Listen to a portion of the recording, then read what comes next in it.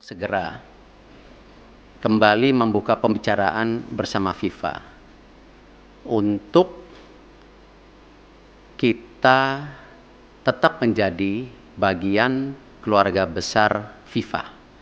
Yang kita tahu FIFA sendiri itu total membersnya ada 216. Pemerintah Jerman mulai membuka kemungkinan untuk memboikot gelaran Piala Dunia 2026 apabila Amerika Serikat di bawah kepemimpinan Presiden Donald Trump benar-benar mencaplok Greenland. Langkah ini disampaikan negara yang 4 kali juara Piala Dunia ini sebagai bentuk tekanan terhadap rencana aneksasi. I can tell you we're doing very well on the other stage, on the political stage, on the financial stage. I was just in Saudi Arabia, I was in Qatar, I was in UAE. Here we have Qatar and the big presence they have. But all of the leaders, and then you look at NATO, all of the leaders said a year ago your country was.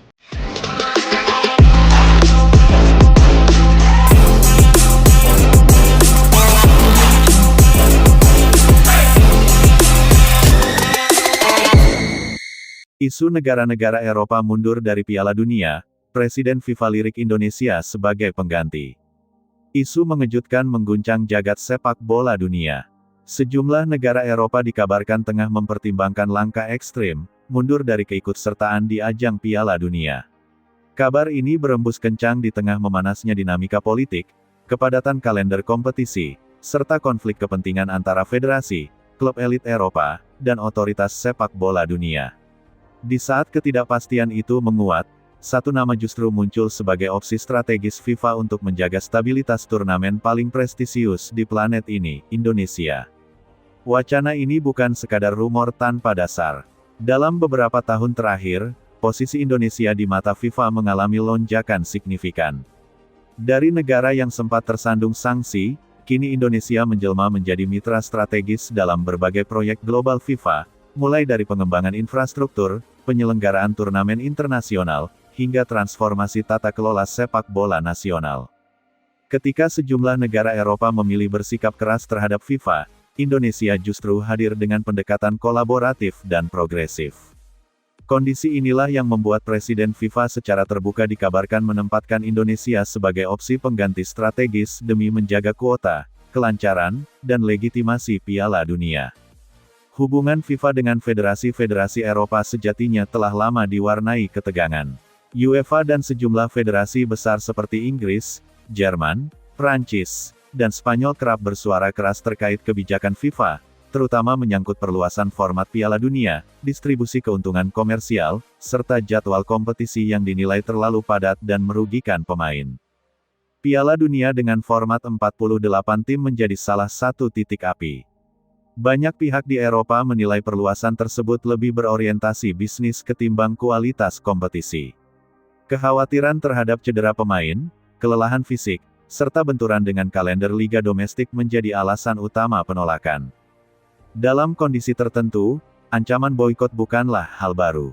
Sejarah mencatat beberapa momen ketika negara atau konfederasi besar mempertimbangkan untuk menarik diri sebagai bentuk protes. Namun kali ini, situasinya dinilai lebih serius karena terjadi bersamaan dengan krisis global, tekanan ekonomi klub, dan meningkatnya ketegangan geopolitik.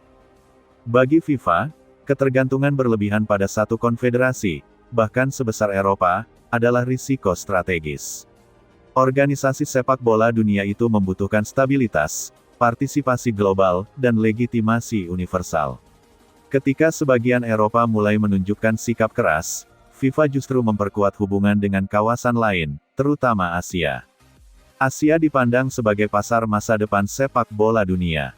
Populasi besar, pertumbuhan ekonomi, serta gairah penggemar yang masif menjadi faktor kunci. Di kawasan inilah Indonesia berdiri sebagai raksasa potensial, bukan hanya karena jumlah penduduk, tetapi juga karena antusiasme sepak bola yang nyaris tak tertandingi. Dalam satu dekade terakhir, Indonesia melakukan transformasi besar dalam sepak bolanya. Reformasi federasi, perbaikan infrastruktur stadion, peningkatan kualitas liga, serta keterlibatan aktif pemerintah menjadi sinyal positif bagi FIFA.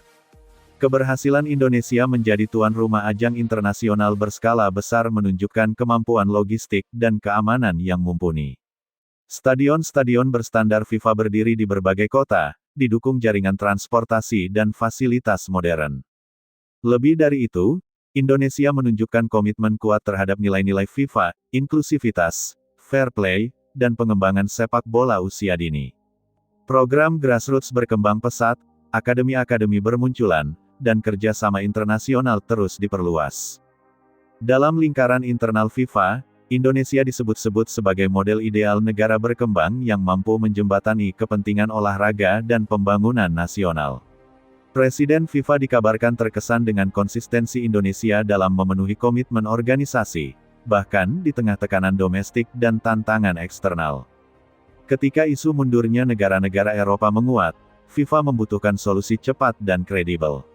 Indonesia dinilai mampu mengisi celah tersebut, baik sebagai peserta pengganti, tuan rumah alternatif, maupun mitra strategis dalam penyelenggaraan.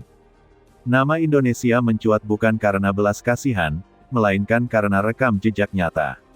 Dari penyelenggaraan turnamen usia muda hingga kesiapan infrastruktur kelas dunia, Indonesia telah membuktikan diri sebagai pemain penting di panggung sepak bola global.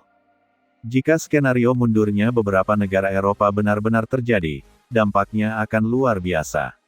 Piala Dunia akan kehilangan sebagian daya tarik historis, namun FIFA diyakini tidak akan membiarkan turnamen itu kehilangan momentum. Dengan memasukkan negara-negara dari kawasan lain, termasuk Asia, Afrika, dan Amerika, FIFA justru berpeluang menciptakan narasi baru, Piala Dunia yang benar-benar global. Indonesia, dengan basis supporter raksasa, akan membawa warna berbeda. Antusiasme publik Indonesia dikenal luar biasa. Setiap laga tim nasional selalu diselimuti atmosfer emosional, fanatisme positif, dan dukungan tanpa henti. Masuknya Indonesia sebagai pengganti di ajang Piala Dunia, jika itu benar-benar terwujud, akan menciptakan efek domino masif. Investasi akan mengalir, kualitas pemain meningkat, dan reputasi sepak bola nasional melonjak drastis. Liga domestik akan mendapat sorotan internasional. Klub-klub Indonesia berpotensi menjadi tujuan baru bagi pemain dan pelatih asing. Akademi sepak bola lokal akan mendapatkan legitimasi global. Tak kalah penting, generasi muda Indonesia akan memiliki mimpi yang lebih dekat dan nyata. Sepak bola tak lagi sekadar hiburan, tetapi jalur prestasi yang diakui dunia. Isu ini sekaligus menandai perubahan keseimbangan kekuatan sepak bola dunia.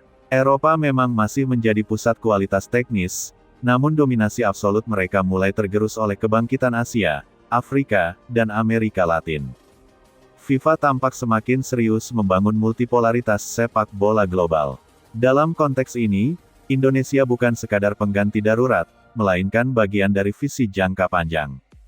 Meski peluang terbuka lebar, Indonesia tetap menghadapi tantangan besar. Konsistensi pembinaan, manajemen kompetisi, dan profesionalisme harus terus dijaga. Tekanan publik akan meningkat seiring ekspektasi global. Namun justru disinilah ujian sesungguhnya.